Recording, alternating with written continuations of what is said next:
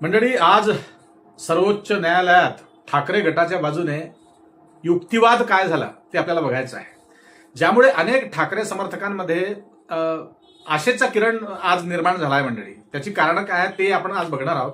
पण नेमकं कोर्टात घडलं तरी काय, आज जरा जाणून घेणं गरजेचं आहे, कारण ठाकरे समर्थकांमध्ये महाराष्ट्रभरात आनंदाची लाट पसरलेली आहे. मंडळी नमस्कार, मी रिनेश रंजन.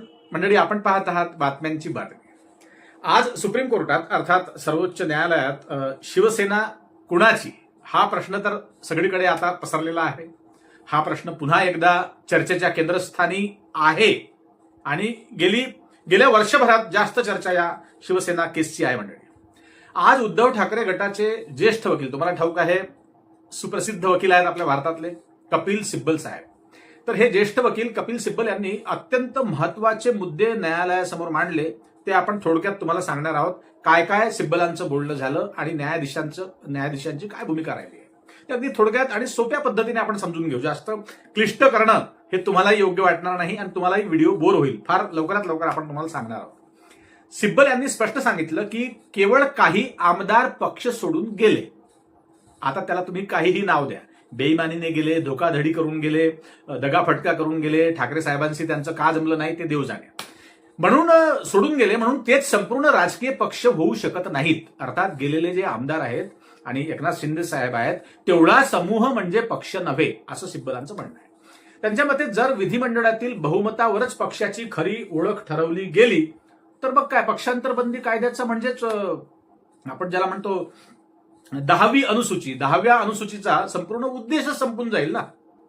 सिब्बल यांनी हेही सांगितलं की अशा प्रकारे बंड करून किंवा अशा प्रकारे धोकाधडी करून ज्या पक्षातून तुम्ही निवडून आलेले आहात, वेगवेगळे पदं तुम्ही भूषवलेले आहात, अशा प्रकारे तुमचं जाणं योग्य नाही, तेही समजावून त्यांनी सांगितलं. मूळ पक्षावर दावा करण्यात मान्यता त्यांनी मिळवली. थोडक्यात सांगायचं म्हणजे तर भविष्यात कोणत्याही राजकीय पक्षात फूट पाडून अर्थात मूळ पक्ष आणि चिन्ह ताब्यात घेण्याचा एकदा धोकादायक हा पायंडा पडू शकतो आणि लोकशाहीला हे घातक आहे, असं त्यांचं म्हणणं होतं. आता सुनावणी दरम्यान काय घडलं, न्यायाधीशांनी दोन्ही बाजूंचा युक्तिवाद ऐकला. आता अर्थातच प्रतिस्पर्धी वकील जे आहेत शिंदे साहेबांचे, तेही काही कमी नसणारच, त्यांनी काहीतरी अभ्यास केला असेलच. तर त्यांनी ते काळजीपूर्वक न्यायाधीशांनी आज सगळं ऐकून घेतलं आणि कित्येक दिवसांनंतर काळजीपूर्वक ऐकून घेतल्याची बातमी आहे आज. मंडळी लक्षात घ्या, मात्र आजच्या सुनावणीत कोणताही अंतिम निर्णय वगैरे लागलेला नाही, हे लक्षात घ्या.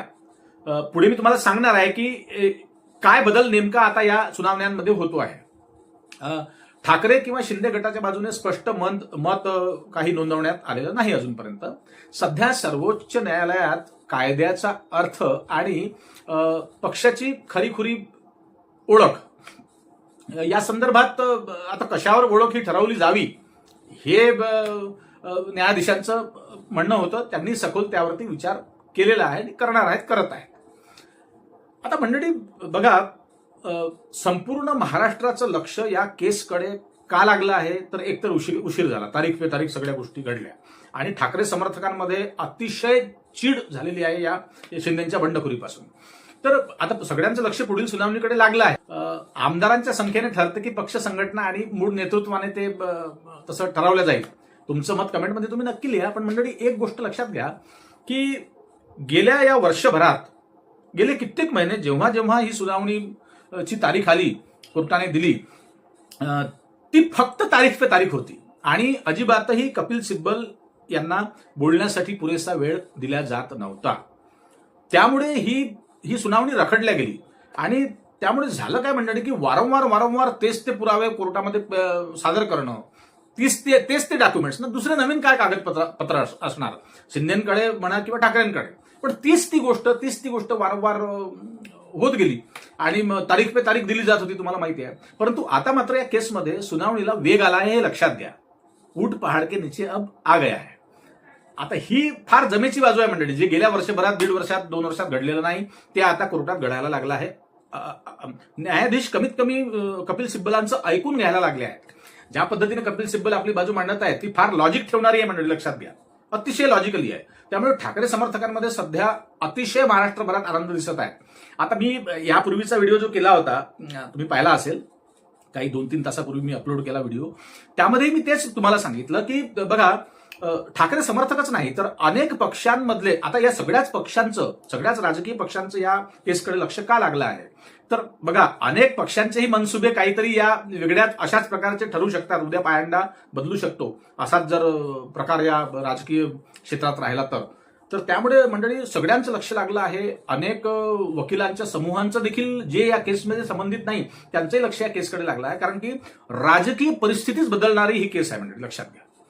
या केसकडे जातीनं पाहिलं जात आहे आणि ठाकरेंना अतिशय विश्वास आहे मंडळी, त्यांना कॉन्फिडन्स आहे ते सगळे ठाकरे परिवार आणि शिवसेना समर्थक आणि मुख्य नेते त्यांचे संजय राऊत, मुख्यत्वे संजय राऊत जे असतील ते प्रत्येक सुनावणीला कोर्टामध्ये हजर राहतात आणि मला वाटते व्हीसीने आपले उद्धव साहेब ठाकरे सुद्धा त्या खटल्याला, त्या सुनावणीला उपस्थित होते व्हिडिओ कॉन्फरन्सिंगद्वारे. आदित्य ठाकरे वगैरे अर्थातच असतील ते आणि मुख्य नेते आज सुप्रीम कोर्टामध्ये होते. तर अब ऊट पहाड के नीचे आ गया असं मी का म्हटलं मंडळी, तर येत्या काहीच दिवसात तुम्हाला सांगतो, काही तारीख पे तारीख आता होणार नाही. आता अंतिम सुनावणीकडे न्यायाधीशांचा कल गेला आहे.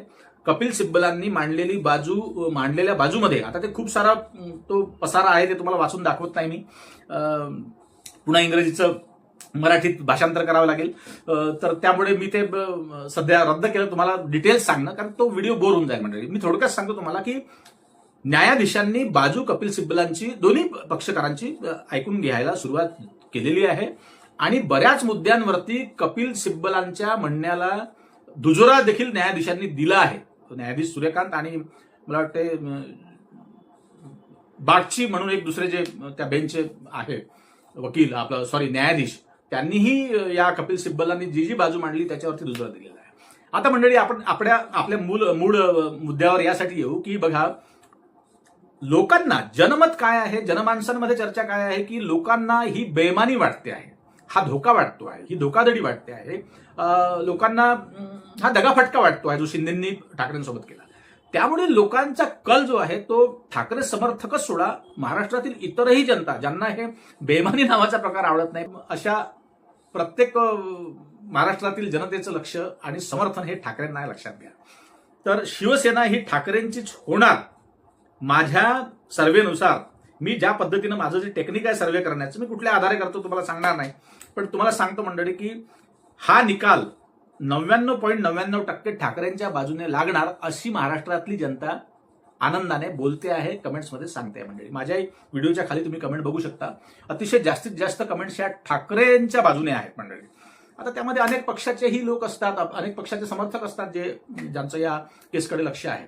तर एकनाथ शिंदेंनी 40 आमदार घेऊन जी काही सहल राबवली होती गुवाहाटी सुरत, त्यानंतरचा प्रकार महाराष्ट्रातला काय काय घडलं, काय काय तमाशे झाले, पहाटेचा शपथविधीपासून तर काय काय घडलं ते सगळं रामायण महाभारत तुम्हाला महाराष्ट्रातलं ठाऊक आहे. आणि लोक चिडलेले आहेत, लोकांना हा सगळा तमाशा नको आहे, लोकांना विकास हवा आहे. यांचं काय, आपलं नुसतं पक्षाचे दुपट्टे 12 महिने यांच्या गळ्यामध्ये असतात आणि यांचं याला तोड, याला फेक, याला काढ, याचा पक्ष तोड, त्याचा पक्ष फोड, हाच सगळा कार्यक्रम या लोकांचा सुरू आहे. त्यामुळे जनतेकडे यांचं लक्ष नाही, हे लक्षात घ्या. प्रामुख्याने तुम्हाला खूप जबाबदारीने सांगतो मंडळी, हे यांच्यामध्येच गुंतलेले आहेत. अख्खा बीजेपी, अख्खा भाजप, तिकडे केंद्रापर्यंत हाच विषय सुरू आहे, मोदी साहेबांचा हाच विषय सुरू आहे. भलत्याच विषयात हे मग्न आहेत. यांना विकासाचं काय पडलेलं आहे, परीक्षांचं काय पडलेलं आहे, रिक्रुटमेंटचं काय पडलेलं आहे, हे काहीही कळायला मार्ग नाही मंडळी. त्यामुळे लोक फार चिडलेले आहेत. तर लवकरच निकाल लागेल, शिवसेना ही ठाकरेंचीच होणार असं लोक बोलतायत महाराष्ट्रात. तुम्हाला काय वाटतं कमेंटमध्ये नक्की सांगा आणि जास्तीत जास्त संख्येनं हा व्हिडिओ व्हायरल करा मंडळी. जास्तीत जास्त आपल्या मित्र दोस्तांना पाठवा आणि आपल्या चॅनलवर नवीन असाल तर सबस्क्राईब करा मंडळी. आणि खाली तुम्हाला जॉईन बटन दिसत असेल त्याला हळूच पुश करा, घंटी हलवा, ऑल बटनला क्लिक करा आणि जेणेकरून तुम्हाला आपले नोटिफिकेशन्स, ऑल बटनला क्लिक केलं तर तुम्हाला नोटिफिकेशन्स मिळतील आणि दररोज व्हिडिओ तुमच्या पुढे माझे येईल मंडळी. गेले 4 दिवस फार मी तणावात होतो, फार संकटात सापडलो होतो. त्याबद्दल मी व्हिडिओ एक स्पेशल करणार आहे तुमच्यासाठी. हा महत्वाचा मुद्दा होता म्हणून ते बोललो नाही मी.